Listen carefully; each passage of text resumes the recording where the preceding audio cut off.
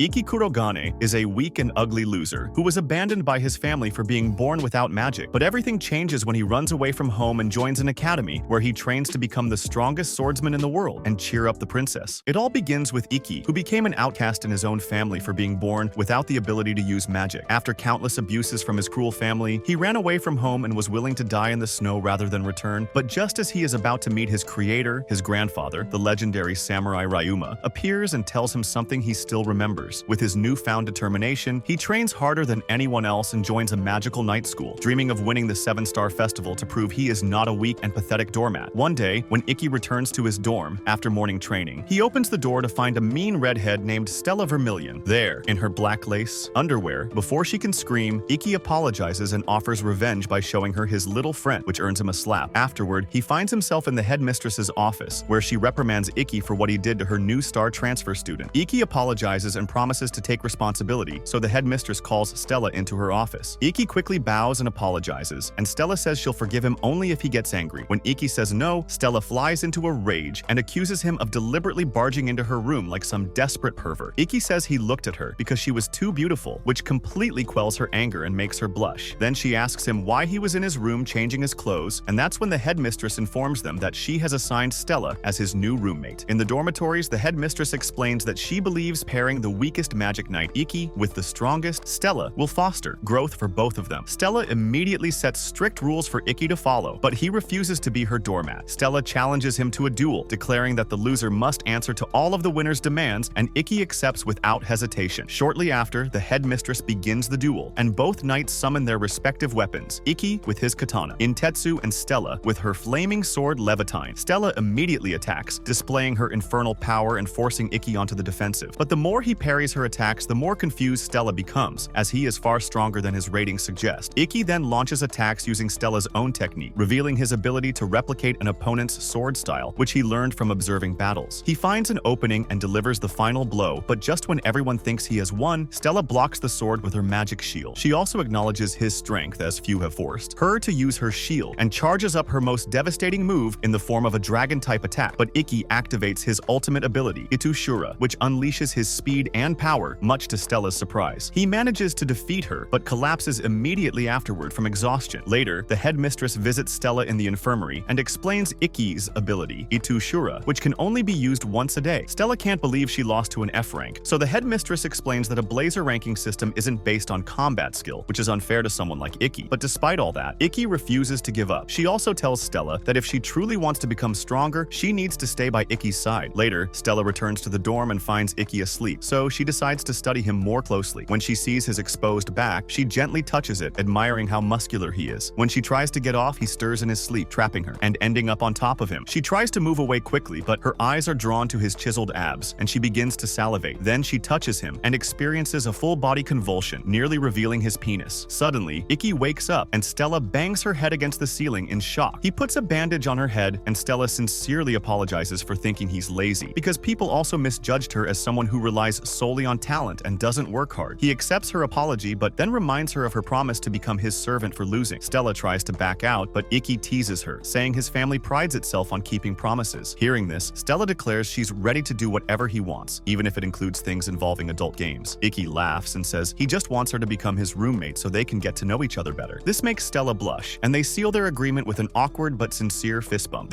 Next morning, Stella joins Iki's intense daily training routine, choosing to run 10 kilometers like he does. He tells her not to put pressure on herself, but Stella refuses to let him underestimate her work ethic, as she wants him to know that she is not only talented, but also very hardworking. Seeing this, Iki offers her his energy drink, making her nervous at the thought of an indirect kiss, but when Iki pulls away, she readily accepts. As she drinks, she notices the bright, almost childlike excitement on Iki's face, so she asks him why he looks so happy. Iki informs her that his little sister will be enrolling this year, and that he hasn't seen her in 4 years. Stella becomes suspicious and asks directly if she's his stepsister, fearing a forbidden romance, but Iki assures her that they are only related by blood. Later in class, their homeroom teacher, Yuri Oreki, reminds the students that they will have sparring matches this year, and the top 6 winners will represent the school in the international tournament. She adds that each student must participate in at least 10 matches, one every 3 days, which makes Iki worry about using his Itushura. Suddenly, Yuri vomits blood and ends up in the infirmary, where Iki and Stella visit her. Iki talks about how Yuri was the reason he was able to enroll in this academy, and Yuri reminds him that his skills skills are sufficient for it despite what happened last year. Later, Stella asks Ikki what happened last year, and he tells her he repeated the year because there weren't any criteria to properly assess his abilities. Before she can ask any more questions, a girl named Kagami appears. Kusakabe appears out of nowhere and presses her assets against Ikki while excited, surprising both him and Stella. Kagami explains that she's starting a journalism club, and after seeing Ikki defeat the formidable Stella, she wants him as her lead story. Jealous and irritated, Stella storms off and Ikki tries to follow her, but he hears a familiar voice calling his name. He turns and sees his sister, Shizuku Kurogane, and without warning, she hugs and kisses him in front of everyone, shocking them. Shizuku proudly argues that siblings who haven't seen each other in 4 years should at least share a kiss or even join their bodies to make up for lost time, but Stella loudly protests that she's crazy. Refusing to witness any more of this degeneration, Stella drags Shizuku away from Ikki, causing a change in Shizuku's expression, and warns Stella that no one has the right to come between devoted siblings. Stella refuses to back down and declares that since losing to Ikki, she has sworn loyalty to him, so she has every right to stay by his side. Stella makes matters worse by claiming that Ikki demanded they sleep in the same room, which only makes Shizuku explode with fury, thinking that her brother's brilliance has been devoured by another hussy. Shizuku then summons her water-based sword while Stella summons her fire sword, and Ikki tries to stop them, but both girls insult each other, saying they smell bad before setting off the corridor. In the aftermath, the headmistress sentences both girls to clean all the girls' bathrooms in the academy as punishment, but even while scrubbing the toilets, they continue to criticize each other. After finishing, the two argue one last time before heading home, with Stella calling Shizuku a sicko, obsessed with her brother's golden treasure, while Shizuku Shi argues that Stella could never understand a brother's true love. But in the midst of her anger, Shizuku accidentally reveals that Ikki has been treated as if he doesn't exist by his own family, and that revelation shocks Stella. Shizuku refuses to say more and leaves. Later, in her dorm room, Shizuku meets her new roommate, Nagi Alice Araswin, who exudes aura. She then confides her frustrations to Alice, declaring that she refuses to belong to a family that treats her brother as if he's nothing. Meanwhile, Stella waits outside and sees Ikki running past again. She gives him a drink and then asks if he was really treated as if he didn't exist. Ikki realizes that Shizuku must have told him, and so he decides to tell Stella everything. He reveals that his grandfather is the legendary samurai Ryuma, a hero whom Ikki admires and hopes to emulate someday. From him, his family, the Kurogane family, has produced incredible blazers for generations, but because Ikki was born with almost no magical power, they completely abandoned him. One day, unable to bear being ignored by his own family, Ikki ran away, lost and aimless, and encountered the spirit or memory of Ryuma, who encouraged him not to give up on his dream even if no one believed in him. Inspired, Ikki trained alone for years to become who he is now, and Stella silently identifies with his struggle and feels her respect for him grow. Ikki reveals that when he enrolled, his family tried to sabotage his education to prevent him from graduating, but thanks to the new headmistress, he finally has a chance, though he knows his family won't stop trying to crush him. Later that night, Ikki takes a bath to relax, but Stella suddenly bursts in to join him. When asked why, she says she wants to do her job as his maid by washing him. When he tries to refuse, she gets angry, leaving Ikki no choice but to agree. She begins washing his back with a sponge, and when she's in front of him, Ikki struggles to concentrate watching her twins dance. She then moves behind him and asks if he's interested in her attributes, which takes him by surprise. She explains that she's noticed him enjoying Kagami's attributes and even looking at hers right now. Ikki apologizes for this, but admits that he likes them, just like any cultured man. Upon hearing this, Stella becomes flustered and decides to ditch the sponge and use her natural sponges to wash his back, but midway through, her towel falls off, pressing her chest against his back. Ikki notices something on his foot, and when he realizes what it is, he turns red while Stella screams in embarrassment. Days later, Stella and Ikki continue training to prepare for their mock battles. After they finish, Stella tells him that their opponent for their next match has been decided, and Ikki knows who it is. He tries to give her information about the boy, but she stops him, saying she wants to handle her preparations herself, just as Ikki would. Seeing this, Ikki remarks on how, despite the drastic difference in their strength, they are the most similar pair compared to the others, which puzzles Stella. Then the bell rings, but before heading back to class, Stella suddenly stops Ikki and shyly tries to ask him out on a date. Just as she's about to say it, Ikki receives a message from Shizuku, also asking him out. Ikki accepts Shizuku's invitation, and Stella immediately explodes with jealousy. The next day, Stella ends up joining Ikki and Shizuku on their shopping date, and the two girls waste time insulting each other. Meanwhile, Ikki is more focused on Alice, and when he hears Alice's name, he wonders aloud if Alice is actually a boy. Alice teases him, saying that she can be both depending on what Ikki prefers, and when Alice casually tries to flirt with him, Shizuku immediately stops them, refusing to let her brother switch allegiances. Inside the mall, Stella sees Ikki holding Shizuku's hand and tries to argue with them about this northern relationship, but Shizuku tells her there's nothing wrong with siblings holding hands and calls Stella jealous, offering to let Stella hold Ikki's hand if it makes her feel better. Stella refuses out of pride, which only irritates her more when Shizuku walks past her with Ikki. Later, they sit down at a dessert shop recommended by Alice, and Shizuku remarks that when it comes to fashion and amazing techniques, Alice is the expert. Shizuku ends up getting cream all over her face, and when Ikki gently wipes it off, Stella gets jealous and deliberately smears even more cream on her own face to get Ikki's attention, but ends up looking like Santa Claus. So Ikki decides to grab a towel instead, leaving her frustrated. Later, in the bathroom, Ikki and Alice talk, and Ikki tells Alice he's impressed that Shizuku trusts him so much, since she doesn't usually get along with other guys. Ikki thanks her for being a good friend, but before Alice can reply, she hears footsteps, and moments later, a group of masked men burst in and start shooting at the bathroom, but they don't see anyone inside. An attacker lifts his mask, annoyed that the place is empty, but as they leave, Ikki and Alice emerge from Alice's shadow portal and realize the mall has been taken over by terrorists. Alice summons her shadow sword and explains that her ability allows her to manipulate shadows. She opens another portal, and after passing through it, they arrive at the security room where the guards are unconscious and tied up. They report to the director, who tells them the police have already surrounded the area and also gives them permission to use their swords since one of the terrorists is wearing a vest. Meanwhile, Stella and Shizuku are reunited with the other hostages, and Shizuku tells Stella to give her a moment because she's working on a plan and they need to stay low. Suddenly, a child throws his ice cream at an attacker because the attacker had slapped his mother earlier. The attacker becomes enraged and starts shooting at it, but Stella intervenes and blocks all the bullets with her fire armor. Stella demands to speak with the leader, and at that very moment, her leader, Bishu, steps forward and recognizes Stella as the princess of the Vermilion Empire. He then asks his henchman why he was shooting at the hostages, and the man points at the child. Bishu then turns to the child's mother and tells her that a father should teach his child properly, so he points his gun at her to teach the child a lesson about the consequences. Stella attacks to stop him, but Bishu easily blocks her powerful attack and attacks her back. He explains that his blazer ability allows him to absorb an attack with his left hand and release it with his right, using the opponent's own power. He tells Stella that if she wants to save the hostages, she must apologize while showing everyone what only her future husband will be able to see. Ikki tries to jump in, but Alice binds his shadow to stop him and tells him to trust Shizuku before Stella reveals her plans. Shizuku finishes her spell and creates a massive body of water to protect the hostages from the incoming bullets, giving Ikki an opening. So he activates his Itu Shura, and although the attackers shoot at him, he moves faster than the bullets, and with a single clean blow cuts off Bishu's left hand, preventing him from counterattacking. Alice appears and traps Bishu with her shadow, so he orders his men to fire. But when he looks around, he sees that all his thugs have been defeated by Stella. Suddenly, a disguised terrorist among the hostages stands up and threatens to shoot another hostage unless Bishu is released. But another blazer appears, takes down the woman and Bishu in a single move, and declares himself Kiryu, Shizuya, the hero who saved the day. When he and Ikki meet, they recognize each other. Later, while Kiryu basks in the praise, Ikki goes to thank him, but Kiryu arrogantly says that strong people like him have to help weaklings like Ikki, a vagrant who should never become a knight. Stella intervenes to defend Ikki, insisting that he is much stronger than Kiryu, but Kiryu laughs and reminds Ikki that he once ran away from a fight against him, something Stella never knew. Kiryu tells Ikki to check his email, and when he does, he discovers that his opponent for the school battles is Kiryu himself. A week later, the battles begin, and Stella's battle, due to her immense power level, ends with her opponent losing without her even lifting a finger. Later, while Stella is showering, she chats with Shizuku and Alice, who also won their battles. When Stella comes out, Kagami suddenly bursts in, wanting to interview them after their victory. Hearing this, Alice concludes that Kagami is always up to date on the drama and gossip, and they instantly become best friends. Meanwhile, Ikki is in his room studying Kiryu's past matches and is startled when he remembers their previous encounter. Stella intervenes, and Ikki congratulates her on her victory. They then discuss Kiryu's tactics and realize that his ability is invisible, admitting that someone like Stella, whose attacks cover massive ranges, could easily overwhelm Kiryu's hide-and-shoot strategy, while someone like Ikki, who fights at close range, is a very unfavorable opponent. Stella asks if he'll be alright, and Ikki confidently tells her he'll win. To clear his mind, Ikki runs outside and runs into Alice, who has been waiting for him. Alice mentions Ikki's confrontation with Kiryu from last year, and Ikki recalls how, back then, when his family was trying to have him expelled, Kiryu suddenly took an interest in him because he was the worst. Kiryu publicly challenged Ikki to a fight, but Ikki refused. In response, Kiryu began attacking him, and Ikki couldn't even dodge, as doing so would be seen as violence, giving his family the weapon and the excuse they needed to expel him. Hearing this, Alice tells Ikki that he's someone who has become so accustomed to pain that he no longer notices when his own heart is crying, and although he always smiles, Alice wishes that someone would finally appear in his life who could hear the voice of his pain for him. The next day, as Ikki registers for the battle, a funny-sized teacher appears, praising Ikki for having the courage to fight. Ikki recognizes her as Nene Saikyo, the demon princess, and in an instant teleports directly to her side, suggesting they do hot yoga that night, but the director appears and drags her back to the commentary table so as not to disturb Ikki. Minutes before the fight begins, Ikki tries to calm his nerves, but memories of every painful moment he has endured flash before his eyes. For a second, everything in his vision turns red before returning to normal. He then enters the arena against Kiryu, who is surprised to see this weakling appear and wants to humiliate him. The battle begins, and Kiryu activates his dominion, transforming the arena into a jungle and making himself invisible. He fires arrows in all directions, but Ikki manages to deflect them with his sword, and Kiryu seems surprised by this. But he tells Ikki that he's still nowhere near his level, so Kiryu disappears again and invisible arrows rain down on Ikki, hitting his thigh, arm, and more. Kiryu laughs the whole time, clearly enjoying the spectacle. From the stands, Alice notices Ikki as nervousness, and Stella denies it, reminding him how confident he was of winning. But Alice makes her realize that this fight is the main reason Ikki has been pushing himself so hard, and that he has no choice but to be confident. There, Stella finally sees the truth. Despite Ikki's feigned confidence, he's buried under an impossible weight, and she feels guilty for not noticing it sooner. Suddenly, Kiryu raises the stakes, loudly declaring that the outcome of this battle will determine Ikki's graduation. The crowd erupts, mocking Ikki and calling him a weak doormat, whose victory over Stella was a fluke. When Kiryu delivers a brutal blow to Ikki's stomach, he collapses, bleeding on the ground. Kiryu and the crowd taunt him for being the worst at mentally crushing him, but Stella has had enough. She stands up and orders everyone to stop insulting the knight she loves. She calls out to Ikki, demanding that he stand up and look great for her like he always does, and her voice reaches him. Ikki stands and, with sheer determination, slaps his face to focus. He activates his trump card, Itushura, and catches an arrow with his bare hand, striking Kiryu. Then, using all his senses and battle experience, Ikki deflects every arrow Kiryu fires at him, step by step, closing in like a madman. Meanwhile, Kiryu retreats like prey just as Ikki is about to bring him down. Kiryu panics and forfeits the match, shouting his surrender seconds before Ikki's sword reaches him. With that, Ikki is declared the winner, and as his friends cheer him on, he manages to look at Stella and give her a reassuring smile before finally collapsing from exhaustion. Later, Ikki wakes up in the hospital with Stella sleeping beside him. When she wakes up and realizes he's watching her, she becomes flustered and calls him a pervert for watching her sleep. Suddenly, Ikki tells her he likes her, and Stella turns bright red and tells him to close his eyes. When he does, she shyly kisses him on the cheek, showing that she feels the same way. Ikki hugs her, and she hugs him back. Holding each other close, Ikki tells her that with her by his side, he feels like the strongest man alive. They then promise that one day they will both reach the top and face each other in the final. 2 weeks later, they start dating. Stella trains like a possessed woman, frustrated because after everything that has happened between them, Ikki hasn't even attempted a move. Meanwhile, Ikki wins another match, and his reputation skyrockets, slowly shaking off his worst reputation and even gaining fans. After school, Kagami and a group of girls approach Ikki and beg him to show them how he uses his sword. Stella watches from the sidelines, consumed by jealousy, but refuses to say anything because she doesn't want to seem clingy. Meanwhile, the boys in the class are seething with jealousy because Ikki is surrounded by girls. But then their homeroom teacher enters and, as usual, immediately bursts into tears and collapses. Back home, Stella tells Ikki that he doesn't have to teach those intense girls, saying that they are all talented blazers and he shouldn't help his enemies. But Ikki disagrees, saying that if he can help them become stronger and avoid another situation like the one they faced at the mall, he's willing to do so. When he suddenly gives her a gentle smile, Stella instantly blushes, and when asked about it, she brushes him off and instead asks him out on a date, considering they've only been seeing each other for 2 weeks. To her disappointment, Ikki falls asleep while she's talking, leaving Stella speechless with girlfriend fury. The next morning, Ikki meets up with the girls from the other day and starts training them by having them stand on one leg. When Kagami asks him what he's doing, he proudly says he's teaching them to be the dragon warrior. Kagami takes notes to put in her newspaper. Just then, a squad of jealous gunners bursts onto the scene and confronts Ikki for being the new popular kid. They draw their blazer weapons and attack him, but without even using his weapon or powers, Ikki maneuvers and humiliates them all, even stopping the shot and forcing them to surrender. Suddenly, everyone bows, admitting they're all jealous of Ikki, his popularity, his dishonesty, and his aura, and begs him to teach them how to be like him. Being the cool guy he is, Ikki agrees to train them, which only increases his popularity even more. Later, during training, Stella brings Ikki drinks, but before she can give them to him, Shizuku appears with her own. When Ikki drinks Shizuku's first, Shizuku says it's her love juice, but quickly clarifies that she's just joking. Shizuku then points out that Stella is hiding her drinks behind her back, exposing her, but she quickly makes an excuse and drinks both bottles with tears in her eyes. To make matters worse, Shizuku asks Ikki to train her in swordsmanship, and Stella immediately demands the same treatment. Ikki politely tells her she doesn't need his training given her skill level, which causes Stella to storm off in a huff. On her way home, Stella runs into Alice, who's holding a dating sim game she got from Kagami. Stella notices that one of the boys looks exactly like Ikki and is instantly interested, so she asks to play. Later at home, she plays it alone and, unlike in real life, wants to be more honest. So she chooses all the options that allow her fictional Ikki doppelganger to fall in love with her and have a happy ending without any annoying flat sister characters. But just when the game is getting good, Ikki catches her playing, and she quickly hides the game. Then Ikki tells her he'll be taking his students to train at a pool, and asks if she wants to come with him. Stella says she doesn't see why she should, still annoyed knowing he wouldn't even train her. But Ikki wants to explain. They sit down, and Ikki says that forcing his sword style on her would hold her back because her skill is already far beyond what he can teach, and that he loves her more than anyone when she surpasses his imagination. Hearing that, Stella melts on the spot and agrees to go. The next day, Stella joins Ikki for his swimming class, and the girls change into their swimsuits, cheering him on. The boys realize how lucky they are. While Ikki coaches the group, Stella sits alone, jealous that he's not paying attention to her. She watches him teach and tries to copy his techniques, hoping it will help her feel closer to him. But just as she starts to concentrate, Kagami appears out of nowhere and nearly gives her a heart attack. Kagami immediately asks how far she's gone with Ikki, considering she's his girlfriend and future wife. Stella tries to deny dating Ikki, saying a princess like her would never date a bum like him, but Kagami sees through her lie instantly. She warns her that if they aren't dating, then Kagami can claim Ikki and ride his little friend and be his mother. Hearing this, Stella panics and admits she's Ikki's mistress. Seeing her reaction, Kagami promises to keep it a secret as part of her journalistic integrity, which reassures Stella. She then repeats her question, wanting to know how far they've gone. When Stella admits they haven't done anything yet, Kagami is stunned. Stella confesses that she does want to be a suitable romantic partner, but she doesn't want Ikki to think she's aggressive or intense. Kagami warns her that she can move slowly if she wants, but if she moves too slowly, some other weird girl will take Ikki for herself. Then, she goes to find Ikki so they can be alone together for a while. Meanwhile, Shizuku confides in Alice, asking if it's wrong for a younger sister to have romantic feelings for her older brother. Alice replies that it is wrong, but assures her that northern love is real, and if there's a void, there's a way. Shizuku then asks if it's possible to make Ikki see her as a woman, and although Alice says it's difficult, her chances aren't zero. Back with Stella, she awkwardly asks Ikki what he thinks of her swimsuit, and when he gives her the most mediocre compliment imaginable, she instantly becomes depressed. She then tries to talk about their relationship and how they should communicate better, but Stella misinterprets every word and thinks he's breaking up with her, believing she was too slow to win his heart. She angrily declares it's over, while Ikki is confused by what she means. The two become entangled in a dramatic misunderstanding and argument about what they both really want from each other, which ends with both confessing their love while believing the other wants to end things. After calming down, Ikki suggests they say what they want from each other, and they both ask for a kiss at the same time. Ikki gives Stella a shy kiss, but Stella wants more, so he gives her more of his love. On the bus ride home, they hold hands, enjoying the moment, but suddenly both phones vibrate with an email, and they've been assigned their next opponents. They both get student council members, and those members are eager to show them the council's true power. Then, the battle begins, and Ikki goes up against the literal Flash, who runs around him in frenetic circles. Meanwhile, Stella is boxed in with a walking tank that spins its weapon like a helicopter, but no matter how hard the council members try, both Ikki and Stella cleanly defeat them, securing their third consecutive victory and keeping their undefeated streak alive. Afterward, Ikki and the gang head home, and the girls argue about who gets Ikki's attention, but without making a scene, Alice casually points out that someone has been following them, and Ikki says he's noticed it too, as the stalker has been following them for a whole week. Alice suggests they call her over, so they confront the girl hiding in the shadows, and she panics so much that she backs away off a small ledge. Later, they visit her in the hospital, where she thanks them for saving her and introduces herself as Ayatsuji. Ayase. Ikki immediately recognizes her surname and asks if she is related to the legendary Kaido. Ayatsuji. Ayase confirms it, and a confused Stella asks who he is. Shizuku explains that Kaido is a swordsman prodigy and a legendary competition winner whose fame should have been enormous if it weren't for the fact that he isn't a blazer. She adds that he's known as the last samurai. Ikki bursts out as a fan, explaining that he learned a lot watching Kaido's matches, so he's honored to meet Kaido's daughter. But when he asks where his father is now, Ayase sadly explains that Kaido was in an accident during a tournament and has been out of action ever since. Trying to get back on track, Shizuku asks why Ayase has been pestering Ikki. The girls immediately jump to conclusions, thinking she wants to sneak in and get to the front of the line for a ride on Ikki's treasure. But Ayase quickly clarifies that she just wants to learn swordsmanship from Ikki and didn't know how to ask. Hearing this, Ikki offers her a place in his training sessions, and the next day, while everyone is training, Ikki practices with Ayase one-on-one. He immediately sees the problem and that she's stuck because she's trying to perfectly replicate her father's style. Ayase admits that she feels she can't reach his level, and Ikki gently but honestly tells her that she'll never grow if she only imitates her father's techniques. At first, he is offended, thinking that he is insulting his father's ability, but Ikki explains that the reason he cannot copy his father is because their builds and strengths are different. Then he suggests that she needs a sword style that suits her. He offers to adjust her form and warns her that she won't be able to go back once she changes it, but Ayase agrees. Ikki begins guiding her stance by adjusting her position and legs, and while she wants the same treatment, Ikki calmly explains the correction she needs to make. Meanwhile, Ayase is trying her best not to get too excited, but as soon as they test her new form, she discovers that she has improved drastically, so she sincerely thanks him for solving what she's been struggling with. On the way home, Ikki apologizes if the practice adjustments were uncomfortable, but Ayase assures him that she didn't mind at all. She has great respect for people who are completely dedicated to their craft. When she notices Stella and Shizuku giving her murderous glares, she quickly clarifies that she isn't trying to steal Ikki from them. Stella asks Shizuku if it bothers her to see Ikki getting close to another girl, but to her surprise, Shizuku calmly says that she doesn't mind as long as her beloved Ikki ends up with the right person and is happy. Then Ayase tells Ikki that she believes training with him will help her reach the tournament stage and asks him to continue training her, to which Ikki agrees. That night, before going to sleep, Stella quietly asks if Ikki enjoyed training Ayase and touching her all over her body, but Ikki assures her that his only focus was helping Ayase improve. Feeling depressed, Stella asks him to hold her hand, and seeing that she is sad, Ikki holds it and tells her that the only girl he loves is her and her alone. The next day, they continue training, with Stella training with Ayase while Ikki watches. Afterward, Ayase invites Ikki and Stella to lunch to thank them, and Ayase watches in amazement as Stella eats 4 plates of food but still looks as good as new. Ayase also expresses her gratitude to Ikki and says that through her training with him, she feels even closer to her father. Ikki assures her that she is more than capable of achieving it on her own, but tells them that she may never take back what was stolen. Just then, a group of delinquents enters, recognizes Ayase, and begins to harass her. Ikki tries to politely ask them to stop, and while the thugs are laughing at his attempt, their leader Curado realizes he's a swordsman. He approaches Ikki, apologizes, and offers him a drink. Ikki takes a swig, but suddenly the bottle smashes over his head. Curado tries to provoke Ikki into fighting by demanding he use his sword, and Stella jumps in to defend him, but Ikki stops her, refusing to fight in public. Annoyed by his stoic attitude, Curado spits in Ikki's face, and Stella is nearly enraged, but Ikki stops her again, still refusing to fight. The thugs assume Ikki is a coward and leave. Stella can't understand why Ikki held back. She was confident he could defeat them all, but Ikki tells her that Curado is extremely strong. He further explains that fighting in public would get him expelled, so he refuses to do anything. At that moment, a white-haired man and a girl carrying an umbrella appear and praise Ikki for not escalating the situation. They warn him that Curado ranked 8th in the 7-star tournament the previous year, so avoiding a fight with him was wise. Stella asks who these two are, and Ikki introduces them as Utakata, Misogi, and Kanada Totokubara, members of the student council. They leave the place, and on their way, Stella asks Ayase who the criminals were. Before she can answer, both she and Ikki receive an email and see that their next battle is against each other. Ayase immediately flees, refusing to say a word for days. She doesn't show up for training, which worries Ikki. During a conversation with Alice, he concludes that Ayase probably knows she can't beat Ikki in their battle and is planning something before the match. Ikki is impressed that Alice came to that conclusion, so he shows her a text from Ayase asking him to meet her alone. Alice warns that it's obviously a trap, but Ikki says he'll go anyway, confident that he'll still win. That night, he meets Ayase on the rooftop, where she's waiting for him disguised as Sadako. She mentions the promise he and Stella made, the oath to fight each other in the 7 Stars fencing tournament, and when Ikki confirms that it's true, Ayase immediately asks what he plans to do if he faces an opponent he simply cannot defeat. Ikki responds without hesitation, stating that no matter what happens, he will fight honestly and use all the legitimate skills he possesses, because for him, that is the right path for a swordsman. Ayase strongly disagrees, saying that unlike him, she is prepared to do anything, even use dirty tactics if that is what it takes to win. Before Ikki can reply, Ayase suddenly draws her weapon, breaks through the barrier behind her, and lunges backward as if she intends to end her life right there. Ikki immediately activates Itushura, pushing his body beyond its limits. With that burst of power, he launches himself forward, grabbing Ayase and propelling them both out of the building. They crash into the pool below, and the impact with the water saves them from certain death. When they emerge from the water, Ayase is delighted that the reckless hero used his trump card, and Ikki realizes to his horror that her apparent attempt was nothing more than a trap to force him to use Itushura. She points out that her national team match starts in 10 hours, giving her almost no time to recover. She states that she now has a very real chance of winning, not because her natural talent surpasses his, but because she knows she can't rely solely on her technique. Meanwhile, completely unaware of the chaos in the rest of the place, Stella is safe and sound asleep. She happily dreams of Ikki taking her to paradise until she suddenly wakes up to find Ikki lying face down on her chest. At first, she panics, thinking he's trying to get closer to her, but her fear fades when she realizes Ikki is unconscious. The next morning, Ikki wakes up in a hospital bed surrounded by his friends, all relieved to see him awake. Before he can explain anything, the head mistress appears and asks to speak with him privately. She already knows that he caused the explosion in the building the night before, and Ikki is fully prepared to accept whatever punishment she deems appropriate, but he refuses to give details about Ayase's involvement. Instead, he asks what happened to her, and the headmistress explains the truth. Years earlier, Ayase's father, Kaido, known as the Last Samurai, accepted a challenge from another swordsman. That opponent was Curado, and Kaido lost, and due to the terms of the duel, all the property, including the dojo, was transferred to Curado. The defeat was so devastating that Kaido fell into a coma that lasted 2 full years. Ayase has carried the weight of her father's teachings ever since, as he always told her to walk the path of an honorable samurai. But after betraying Ikki and trying to manipulate him, she is crushed by guilt. She once faced Curado, but being too inexperienced, she lost miserably. Now she believes her only chance to reclaim what was taken was to advance far enough in the tournament to face him again. Meanwhile, Kaido awakens from his coma and apologizes for failing to protect the family legacy, but Ayase begs him not to blame himself and promises to restore what was lost. Meanwhile,